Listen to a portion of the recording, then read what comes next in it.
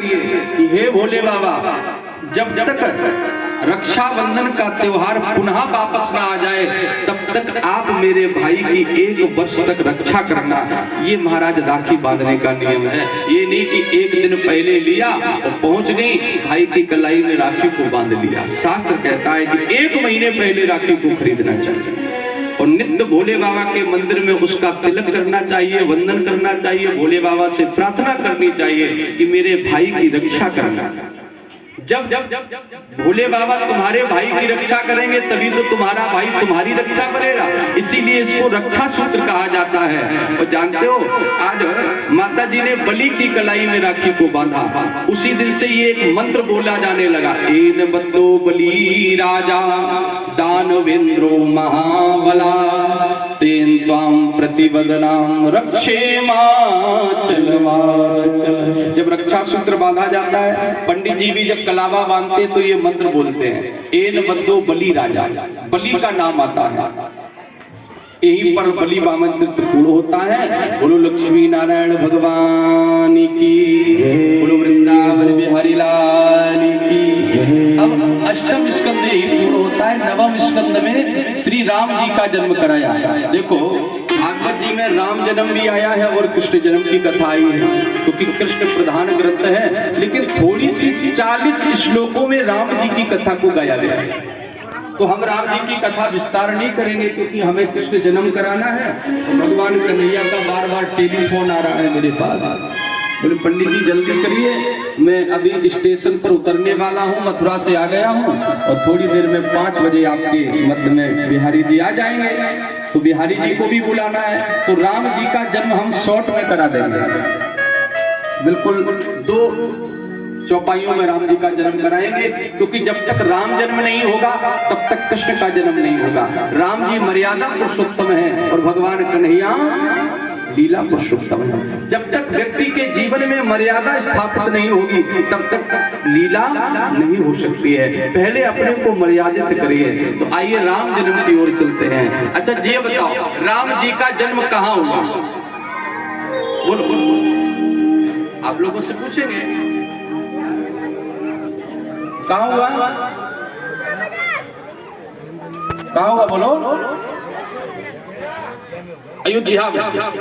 तो राम जी का जन्म अयोध्या में हुआ। अयोध्या की तरफ हम सभी लोग चलेंगे, बड़े भाव से गाते और बजाते हुए मस्ती में अयोध्या की ओर चलेंगे। चलिए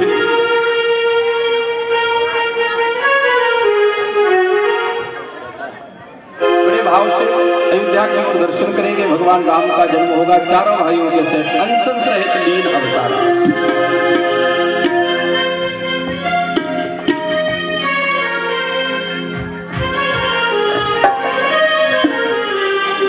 ले चल अपनी नगरिया, ले चल अपनी नगरिया, अवध बिहारी सावरिया, अवध बिहारी सावरिया। ले चल अपनी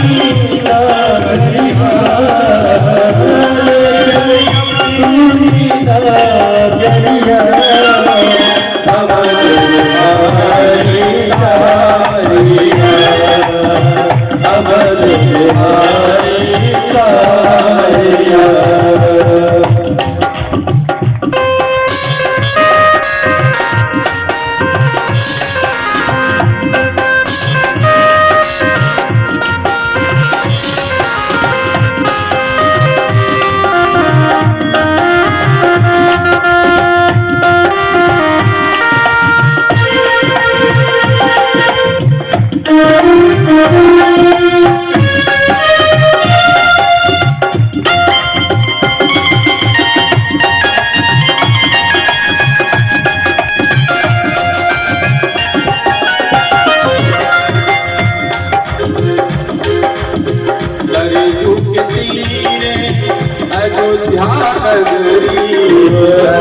के तीर अयोध्या नगरी, सरयू के तीर अयोध्या नगरी, सरयू के तीर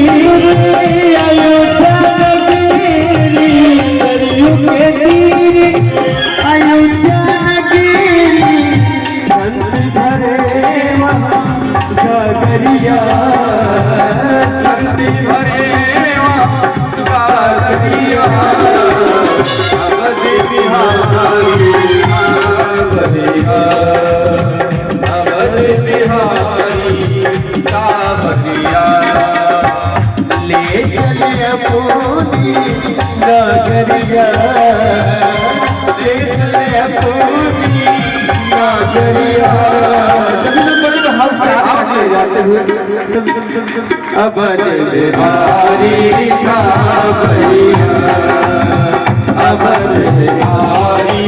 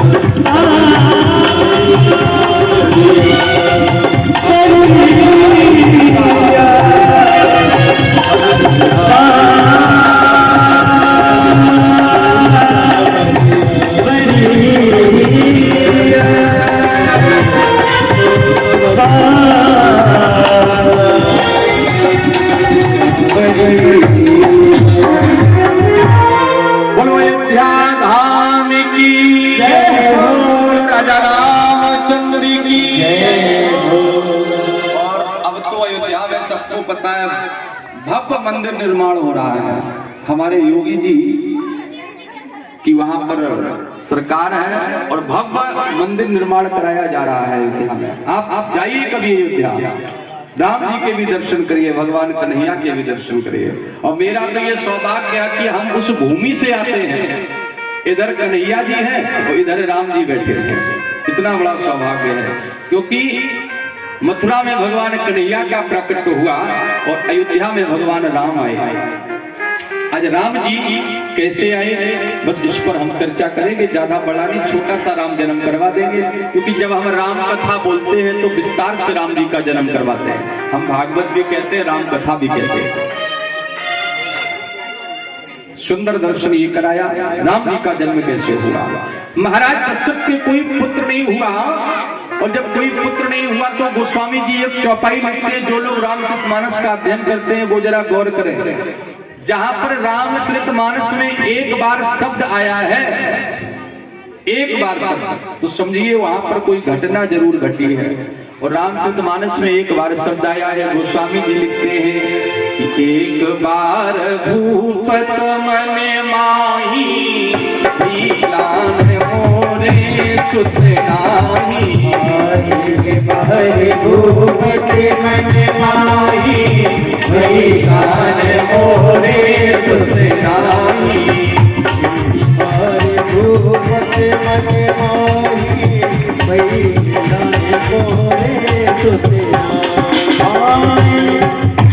एक बार भूपत मनमाही भई लान मोरे सुत नाही। अच्छा, महाराज दशरथ को चौथापन आ गया लेकिन अभी तक कोई पुत्र नहीं हुआ। अच्छा, जिसके जीवन में कोई बेटा नहीं होगा, कोई बेटी नहीं होगी, क्या उसे जीवन में एक बार ही दुख होगा? बताओ मेरी मैया, क्या उसे एक बार ही जीवन में दुख होगा जिसके कोई पुत्र नहीं होगा? हमें तो लगता है कि जब बेटे की याद आएगी तब दुख होगा। लेकिन गोस्वामी जी लिखते हैं कि एक बार भूपत मन माही और भई ग्लानि मेरे सुत नाही। मोरे सुत सुत नहीं। अच्छा एक बार क्यों, आइए हम थोड़ी चर्चा करते हैं, दो चार बिंदु आपको बताते हैं। एक बार तब दुख हुआ, सुबह सुबह महाराज दशरथ मंत्री सुमंत के साथ अयोध्या से बाहर टहलने के लिए जाते हैं। भोर का समय है, 4 बजा है, टहलने के लिए निकले। उसी समय झाड़ू लगाने वाले महतर ने देखा, झाड़ू लगाने वाले ने देखा महाराज दशरथ को तो थूक दिया और उसके ऊपर पैर रख दिया, थूक करके पैर रख दिया। ये दृश्य महाराज दशरथ ने अपने नेत्रों से देख लिया। महाराज दशरथ ने सुमंत से कहा, सुमंत इसने क्या मुझे देख के थूका है? लेकिन सुमंत ने विचार किया कि चक्रवर्ती सम्राट हैं, अगर मैंने इनको बता दिया तो इससे ये फांसी की सजा दे देंगे। सुमंत ने मना कर दिया, महाराज नहीं, उसका तो स्वभाव है, वो नित्य ऐसा करता है। लेकिन राजा हट कर गया। दशरथ जी ने कहा, नहीं तुम झूठ बोल रहे हो, मुझे बताओ इसने ऐसा क्यों किया है? जब हट कर गए तो सुमंत ने कहा, महाराज आपके कोई पुत्र नहीं है, आपके कोई संतान नहीं है, इसलिए सुबह सुबह आपका मुख देखना ये अशुभ समझता है, इसलिए थूक दिया। उसी समय महाराज दशरथ के नेत्रों में आंसू आ गए और महाराज दशरथ रोने लगे। उसी समय गोस्वामी तुलसीदास जी की लेखनी ने लिख दिया, एक बार और भूपत मन माही भई ग्लान मोरे सुत नाही। एक बार भूपत मन माही भई ग्लान मोरे सुत नाही। दूसरा बिंदु, एक बार महाराज दशरथ जब देवासुर संग्राम करके जब देवताओं की सहायता की, जब देवताओं और दैत्यों का युद्ध हुआ तो देवताओं की तरफ से महाराज दशरथ ने युद्ध किया तो देवता विजयी हो गए। और जब महाराज दशरथ उस युद्ध में मूर्छित हो गए, लेकिन जो रथ का पहिया था वो टूट गया, रथ आकाश मार्ग से नीचे आ रहा है। उसी समय एक मांस खाने वाले पक्षी ने, जिसका नाम जटायु था, उसने अपने दोनों पंखों को फैलाया और महाराज दशरथ के रथ को अपने पंखों पर ले लिया और जमीन पर उतार दिया। जब महाराज की मूर्छा जागी तो आज उस पक्षी को गले से लगा लिया, कहा, मित्र तुमने मेरे प्राणों को बचाया है, कुछ वरदान मांग लो। उस पक्षी ने कहा, उस जटायु ने कहा कि महाराज अगर आप मुझे कुछ देना चाहते हो तो एक वरदान दे दीजिए। क्या? जब मैं मरूं तो मरने के बाद जो मेरा अंतिम संस्कार है वो अपने बड़े बेटे के द्वारा करा देना। उस समय महाराज दशरथ के कोई पुत्र नहीं था। महाराज दशरथ ने कहा, मित्र अगर मेरे कोई बेटा होता तो जरूर मैं तुम्हारा अंतिम संस्कार करा देता, लेकिन मेरे तो कोई पुत्र ही नहीं है। उसी समय गोस्वामी तुलसीदास जी की लेखनी नहीं रुकी, लेखनी को उठाया और लिख दिया, एक बार भूपत मन माही भई ग्लान मोरे सुत नाही। एक बारी भूपत मन माही, एक बारी भूपत मन माही भई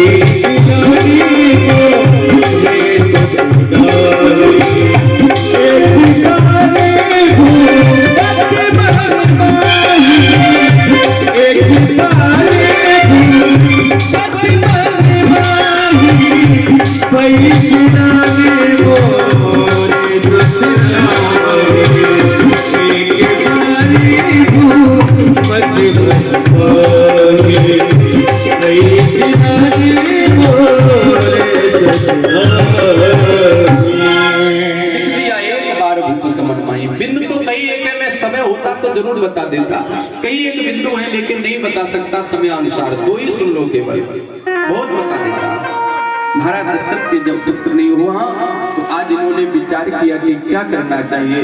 तुरंत याद आया कि गुरु जी के यहाँ जाना चाहिए, क्योंकि जानते हो जब जीवन में कोई दुख पड़े, जब जीवन में कोई संकट आए, जब जीवन में कोई विपत्ति आए, तो भगवान व्यक्ति को केवल 2 जगह जाना चाहिए। कहाँ कहाँ? केवल 2 जगह जाना चाहिए। एक तो भगवान के मंदिर में और दूसरा गुरु के घर, गुरु के दरबार में जाना चाहिए। गुरु से, भगवान से अपना दुख और सुख बता सकते हो। क्योंकि महाराज दशरथ को जब संकट पड़ा, जब दुख हुआ, पुत्र नहीं है, तो कहाँ गए? किसी पड़ोसी के पास नहीं गए, किसी घर वाले के पास नहीं गए, किसी और रिश्तेदार के पास नहीं गए। गुरु ग्रहा तुरत गयो महिपाला, चरण लाग कर बिनहि